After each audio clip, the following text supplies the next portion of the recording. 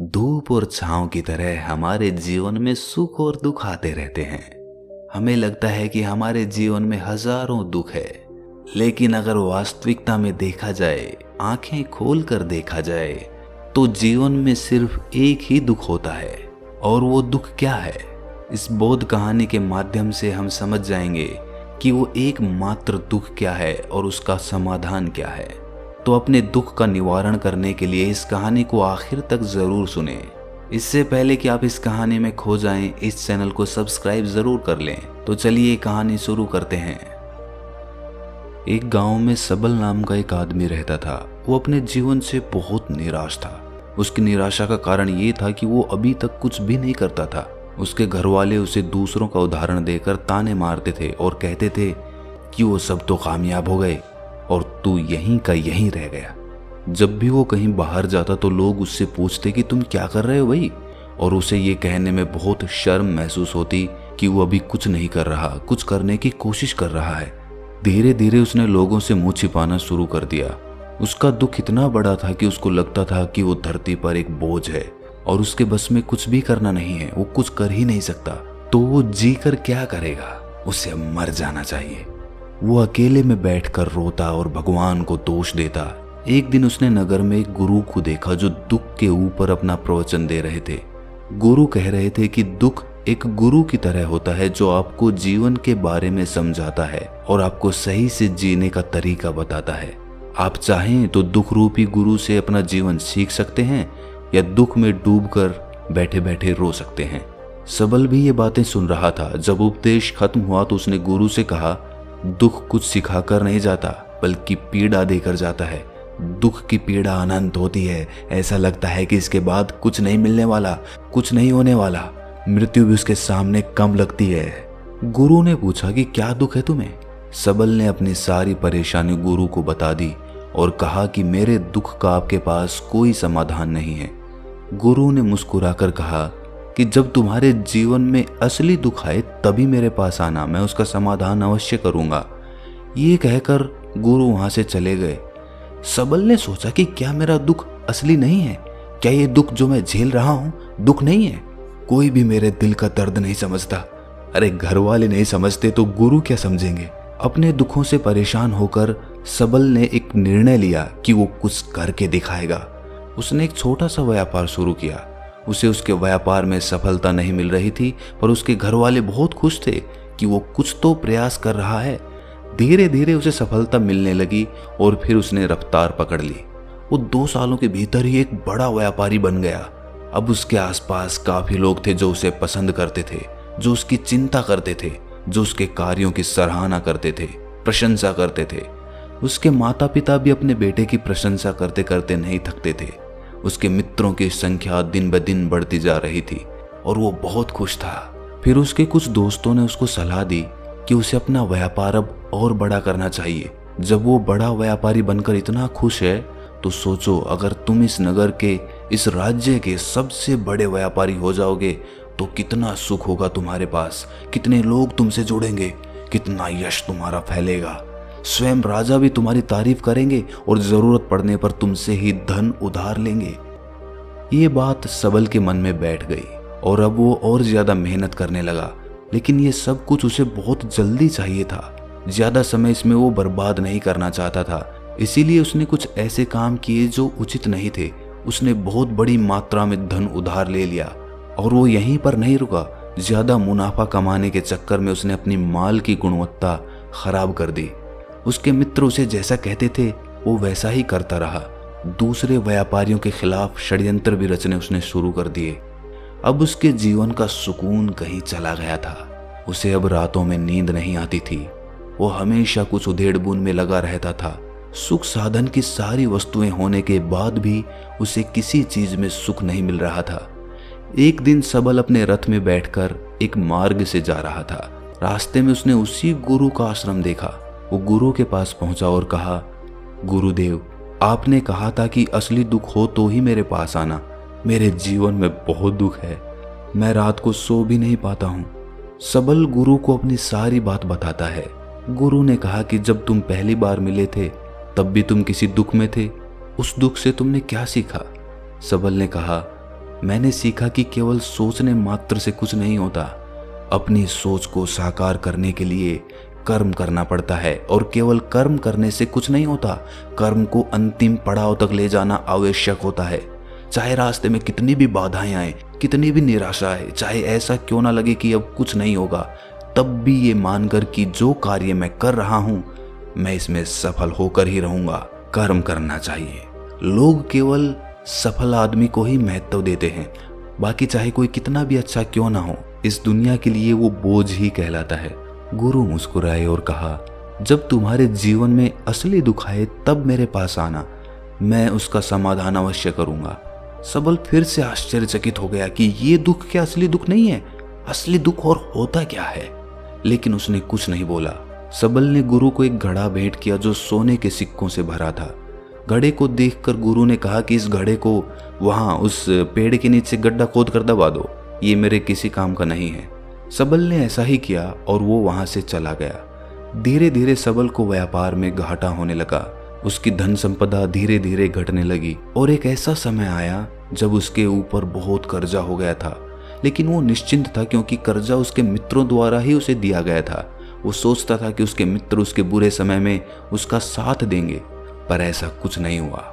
सबसे पहले उसके मित्रों ने ही अपना उधार धन उससे मांगना शुरू कर दिया। ना देने पर जान से मारने की धमकी तक दी। उसके शुभ चिंतक, उसके चाहने वाले सब उससे दूर होते चले गए। उसके पिता उसकी गलतियों को उसे गिनवाने लगा। उसकी सारी संपत्ति नीलाम हो गई। उसके पास कुछ नहीं बचा। वो सड़क पर आ गया। उसने अपने पिता से सहायता मांगी। पिता ने कहा कि मेरे पास तो ये थोड़ी सी संपत्ति है, अगर मैं तुम्हें ये दे दूं तो मैं तुम्हारी माँ को कहाँ रखूंगा? हमारा सहारा यही संपत्ति है बेटा। उसके जीवन में बहुत गहरा दुख था। उसके आसपास कोई भी ऐसा नहीं था जो उसे संभाल सके। इस धोखे की वजह से वो टूट गया था। लगता था कि जीने का कोई मतलब नहीं है, मृत्यु ही एकमात्र सहारा है। वो मरने के लिए एक नदी की तरफ जा ही रहा था, तभी रास्ते में उसे याद आया कि गुरु ने कहा था कि जब उसके जीवन में असली दुख आए तो वो उनके पास आए और वो उसके दुख का समाधान कर देंगे। सबल गुरु के पास गया और उसने गुरु को सारी बात बताई और कहा कि मेरे दुख का समाधान कीजिए गुरुदेव। गुरु ने कहा कि जब तुम्हारे जीवन में असली दुख आए तभी मेरे पास आना, मैं उसका समाधान अवश्य कर दूंगा। सबल ने कहा कि असली दुख क्या होता है ये असली दुख गुरुदेव? क्या अब मेरे जीवन में जो घट रहा है वो दुख नहीं है? गुरु ने कहा कि पहले ये बताओ कि तुमने अपने इस दुख से क्या सीखा है। सबल ने कहा कि जो लोग तुम्हारी तरक्की के पीछे पीछे तुम्हारे साथ आए हैं वो तुम्हें धोखा देंगे, क्योंकि तुम्हारे बुरे समय में वो तुम्हारा साथ नहीं देंगे बल्कि तुम्हारा फायदा उठाएंगे। भरोसा केवल उन्हीं लोगों पर करना चाहिए जो तुम्हारे बुरे समय में, असफलता के समय में तुम्हारे साथ खड़े रहे हों। और ऐसे लोग बहुत कम ही देखने को मिलते हैं गुरुदेव। जिन्हें मिलते हैं उन्हें हमेशा उनकी कद्र करनी चाहिए। कभी किसी के खिलाफ षड्यंत्र नहीं करना चाहिए। ईमानदारी और धैर्य के साथ काम करना चाहिए। लालच नहीं करना चाहिए। गुरु ने पेड़ के नीचे गड्ढा खोदकर घड़ा निकाला जिसमें सोने के सिक्के भरे थे और वो घड़ा सबल को दे दिया और कहा कि जब असली दुख आए तभी मेरे पास आना। सबल को उस घड़े से थोड़ी उम्मीद मिली। उसने गुरु को प्रणाम किया, धन्यवाद किया और वो घड़ा लेकर चला गया। उस धन से उसने दोबारा व्यापार शुरू किया और अब वो छोटा सा व्यापारी बनकर भी खुश था और ईमानदारी से काम करते करते वो फिर से एक बड़ा व्यापारी बन गया। हालांकि इसमें उसे अब कुछ समय लगा, लेकिन अब वो खुश था। उसका जीवन खुशियों से भरा था। लेकिन आप कितने ही अच्छे हैं, कितना ही अच्छा काम करते हैं, दान करते हैं, पुण्य करते हैं, लोगों की मदद करते हैं, जीवन में दुख सबके आता है। तो सबल के जीवन में भी फिर से दुख आया। उसके माता पिता की मृत्यु हो गई। वो दोनों एक ही दिन मृत्यु को प्राप्त हो गए। सबल अपने माता पिता से बहुत प्रेम करता था, इसीलिए उसे बहुत गहरा आघात लगा। वो उन्हें शमशान ले गया, वहां पर उनकी अंतिम क्रिया की। सबल ने जब उन्हें चिता में जलते हुए देखा तो उसका मन बेचैन हो उठा। उसके मन में हजारों सवाल खड़े हो गए। वो घर वापस आया तो उसने अपने माता पिता की संपत्ति को देखा जिसके लिए वो हमेशा लड़ते रहते थे। आज वो लावारिस की तरह पड़ी थी। उसकी देखरेख करने वाला, उसे देखने वाला कोई नहीं था। उसके पिता ने जो भी इकट्ठा किया था सब यहीं पर रह गया था। एक दिन पहले तक भी वो अपनी संपत्ति के लिए किसी से भी लड़ने के लिए तैयार थे, लेकिन आज सब कुछ खत्म हो चुका था। उसका मन बहुत बेचैन हो रहा था। लग रहा था जैसे कुछ खाली है, कुछ अकेलापन सा है, कुछ डर है, कुछ है जो समझ नहीं आ रहा। इसीलिए वो गुरु के पास पहुंचा। गुरु ने सबल को देखते ही कहा कि क्या कोई दुख है? सबल ने कहा कि जीवन में वैसे तो कोई दुख नहीं है गुरुदेव, सब ठीक ही है, सब सुखी हैं, पर आज मेरे माता पिता की मृत्यु हो गई और मेरा मन बहुत दुखी है। गुरु ने कहा कि इसमें दुखी होने वाली क्या बात है? एक दिन तो सबके प्रियजनों को मर जाना ही है। जीवित तो यहाँ कोई नहीं रहा और ना ही कोई रहेगा। तुम भी एक दिन मर जाओगे, हो सकता है कल, या कहो आज, या कहो तो अभी भी तुम मर सकते हो। सबल ने कहा कि गुरुदेव, आप ये क्या कह रहे हैं? मैं भी मर जाऊंगा? अरे मैं तो अभी जवान हूं। गुरु ने कहा कि प्यारे, इस भ्रम में मत जीना कि मृत्यु बूढ़ों को ही आती है। बूढ़ों के सामने जवान भी मर जाते हैं, बच्चे मर जाते हैं। मृत्यु का किसी की उम्र से कोई लेना देना नहीं है। गुरु के मुख से ये बातें सुनकर सबल वहां से चुपचाप चला गया, पर उसका मन जैसे बेचैन हो गया था। वो कुछ खालीपन सा महसूस कर रहा था। दिन रात वो अपने बारे में ही सोचता रहता कि वो क्या कर रहा है, वो क्या है, क्यों है, कैसे है, हम क्या हैं, हम क्या करने आए हैं यहाँ पर? क्या बस चीजों का उपभोग करना और मर जाना ही जीवन का असली मतलब होता है? उसे कोई जवाब नहीं मिल रहा था और उसका दुख बढ़ता ही जा रहा था। कुछ दिन बाद वो वापस उसी गुरु के पास पहुंचा और गुरु को सारी बात बता दी। गुरु मुस्कुराए और गुरु ने कहा कि आज पहली बार तुम्हारे जीवन में असली दुख उत्पन्न हुआ है। वास्तव में यही है जो दुख कहलाने लायक है, कि हमें पता ही नहीं है कि हम क्या कर रहे हैं, क्यों हैं, कैसे हैं, कौन हैं हम और हमें क्या करना है। सबल ने कहा, गुरुदेव मेरे दुख का समाधान कीजिए। गुरु ने कहा कि हम सब अपने जीवन भर क्या इकट्ठा करते रहते हैं। सबल ने कहा कि गुरुदेव, सभी लोग धन संपत्ति, मान सम्मान, प्रेम, परिवार, मित्र, शत्रु, पद प्रतिष्ठा इकट्ठा करते रहते हैं। गुरु ने कहा कि क्या इनमें से कुछ भी इकट्ठा करके हम अपने साथ ले जा सकते हैं? सबल ने कहा कि नहीं गुरुदेव, इनमें से तो कुछ भी साथ नहीं ले जाते। मेरे माता पिता के साथ भी कुछ नहीं गया, सब तो यहीं पर छूट गया। गुरु ने कहा, ध्यान से समझना, इस दुनिया में हम जिसे इकट्ठा करते हैं उसे हम कभी इकट्ठा करते ही नहीं। सभी चीजों को देखते हैं लेकिन उसे देखते ही नहीं। जिसे हमें इकट्ठा करना है वो है हम खुद। हमें इस दुनिया में अपने आप को इकट्ठा करना है ताकि जब हमारी मृत्यु हो तब हम एक हो सकें और अपने आप को पहचान सकें। हम बटे हुए हैं प्रेम में, नफरत में, क्रोध में, क्रूरता में, धन में, संपत्ति में, पद में, प्रतिष्ठा में, सम्मान में, पहचान में, धर्म में, जाति में, दूसरों को लूटने में और अपने आप को लुटाने में, और ऐसी ही हजारों लाखों वासनाओं में हम बंटे पड़े हैं। हम टुकड़ों में जीवन जी रहे हैं। हमारी चेतना कभी भी एक नहीं हो पाती।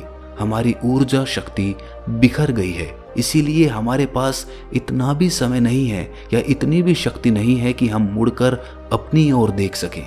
वास्तव में लोग जिंदगी भर जिन्हें दुख दुख कहकर चिल्लाते रहते हैं और उनका समाधान खोजते रहते हैं, उन्हें उनका समाधान कभी मिलेगा ही नहीं, क्योंकि जिन्हें वो दुख कहते हैं वो दुख है ही नहीं। इसीलिए यहाँ किसी को कभी उनके दुख का समाधान नहीं मिलता। वो बस एक परिस्थिति से छूटकर दूसरी परिस्थिति में फंस जाते हैं। जैसे वो पहली समस्या में रो पड़ते थे वैसे ही वो दूसरी समस्या में रो पड़ते हैं। हमेशा ही एक समाधान नजर आता है, वो है मृत्यु, पर वो भी कोई समाधान नहीं है। इसीलिए इन सब का अगर परम समाधान चाहिए तो अपने आप को इकट्ठा करो, अपनी ऊर्जा को इस संसार से वापस खींचो, उसे एकत्रित करो, अपने ऊपर ध्यान दो, अपने पर ध्यान लगाओ। मृत्यु से पहले अपने आप को पहचान लो। ऐसे ही बिखरे हुए मत चले जाना। सबल ने कहा, तो क्या गुरुदेव हमें ये संसार छोड़ देना चाहिए? अपनी इच्छाओं को मार देना चाहिए? धन संपत्ति इकट्ठी नहीं करनी चाहिए? क्या हमें यहाँ किसी से प्रेम भी नहीं करना चाहिए? गुरु ने कहा, तुमसे इच्छाएं, कामनाएं और वासना ऐसे ही निकलती है जैसे पहाड़ से कोई पत्थर गिर रहा हो, जिस पर पहाड़ का कोई नियंत्रण ही नहीं है सिवाय देखने के और परेशान होने के। जब तुम एकत्रित हो जाते हो तब जो भी तुम करते हो वो सब नियंत्रण में रहता है, तब इच्छाएं भी तुम्हारी इच्छा से निकलती है। सबल ने कहा, गुरुदेव, आपने मेरे सच्चे दुख का निवारण कर दिया है, आपका बहुत आभारी हूं। अब मैं अपने आप को एकत्रित करूंगा गुरुदेव। मानव शरीर में बहुत ऊर्जा है, बहुत शक्ति है, पर वो बेकार की चीजों में बंट कर रह गई है, व्यर्थ की चीजों में लगी रहती है। दोस्तों, अक्सर हम ऊपर वाले से सवाल करते हैं कि हमारे जीवन में इतने दुख क्यों हैं। हम सभी के मन में ये सवाल उठता है और इसका जवाब है कि वो परमात्मा हमें उस परम दुख तक ले जाना चाहता है, उस सबसे बड़े दुख तक ले जाना चाहता है, जहां पर हमें पता चल सके कि इंसानी आत्मा का असली दुख क्या है। और वो दुख है अपने आप को ना पहचान पाना, अपनी शक्तियों को ना पहचान पाना, अपने आप को इकट्ठा ना कर पाना, अपने आप पे नियंत्रण ना कर पाना। हमारे जीवन में यही दुख होता है, लेकिन इस दुख को ना देखकर हम सभी प्रकार के दुख देखते हैं, लेकिन इस दुख पर हमारा कभी ध्यान ही नहीं जाता। और वास्तव में होना ये चाहिए कि जब हमारे जीवन में दुख आते हैं तो हमारी सोच वहां पर जानी चाहिए कि मैं क्यों हूं, मैं क्या हूं। और जब ये एकमात्र दुख आपके जीवन में आपको नजर आता है, तब आप ध्यान की तरफ बढ़ते हैं, तब आप अपने आप को खोजने की तरफ चलते हैं। तो दोस्तों, कैसी लगी आपको ये कहानी कमेंट सेक्शन में जरूर बताना, और अच्छी लगी तो इस चैनल को सब्सक्राइब करना ना भूलें। तो मिलते हैं अगली कहानी में, तब तक के लिए अपना ख्याल रखें।